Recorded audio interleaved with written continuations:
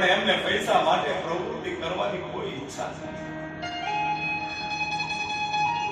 એમના ઘરમાં કાંઈ નથી, પણ પતિ પત્નીના જીવન અતિ સંતોષમય છે. જે ઘરમાં સંતોષ છે ને એ ઘરમાં બધું છે. પરમાત્માની કૃપાથી સુદામાના ઘેર ઘણા બાળકોનો જન્મ થયો છે. બાળકોને ખવડાવવા માટે ઘરમાં કાંઈ હોતું નથી. બાળકો માતાને ત્રાસ આપે, બહુ ભૂખ લાગે, ઠંડી પડે, કપડા નથી, ખાવાનું નથી. સુદામા નાની એવી ઝૂંપડીમાં રહે, એક ખૂણામાં બેસી ધ્યાન કરે. ઘરમાં છોકરાઓ માને હેરાન કરે, પણ સુદામાનું મન શાંત છે. અનુકૂળ પરિસ્થિતિમાં તો બધા આજ શાંતિ રાખે, પણ સુદામાને ઘેર ખાવાનું નથી, રહેવા માટે એક નાની એવી છતની ઝૂંપડી.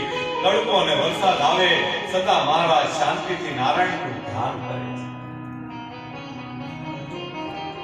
આજ બાળકો માને છે.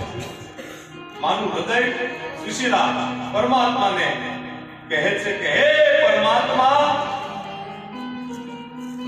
તમે મને માં શા માટે બનાવી? માં બનાવી પણ આ બાળકોને કઈ ખાવાનું ન આપ્યું. પ્રભુ, મને વાંદડી રાખી હોત તો સારું હતું. સુશીલાથી બાળકોની આ દિશા જોવાની. મારા પતિ તો ઘરમાં બેસીને આખોની ભક્તિ કર્યા કરે, કોઈની સામું નથી જોતા. હું મારા પતિ દેવને કેવી રીતે કહું કે તમે ભક્તિ છોડી પૈસા કમાવો? મારા પતિ દેવને એવું ન કહેવાય. એને વિચાર્યું કે મારા